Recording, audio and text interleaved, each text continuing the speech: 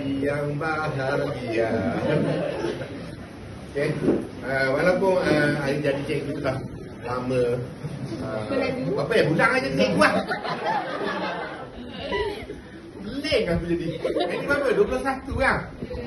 Jadi cikgu lah 2 Disember 1971. Jadi cikgu menyambut birthday yang ke 53 baru ni. Tapi masih menjadi igawan wanita. Okay. Awak bukan awak je yang buat benda ni pada cikgu. Ada batch yang dulu pun ada pernah buat. Terima kasih sekali lagi atas ingatan ini yang sungguh bermakna dan cikgu rasa amat terharu.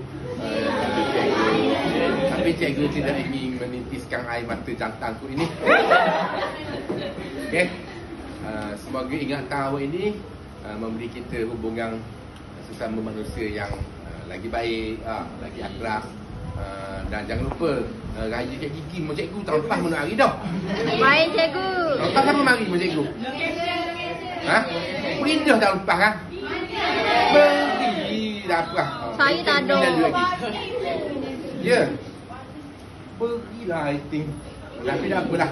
Bila awak mari, biasanya rumah cikgu tu ada je pelajar-pelajar 15 tahun lepas yang datang, ada semua insya-Allah.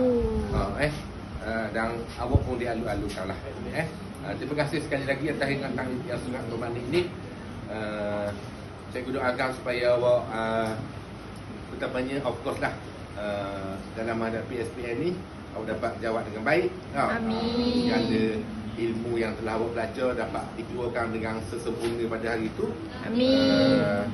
Dan juga awak diberkati kehidupan di dunia dan juga di akhirat. Amin. Semoga kita sama-sama semua sekali, kita, awak, keluarga cikgu dan semua orang ni kita sama-sama masuk ke dalam syurga Allah Subhanahu Wa Taala. Amin.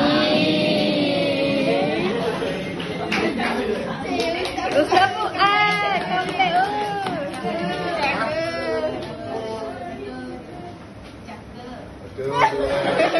Angkat dulu bilang. 1, 2, 3. Cakap.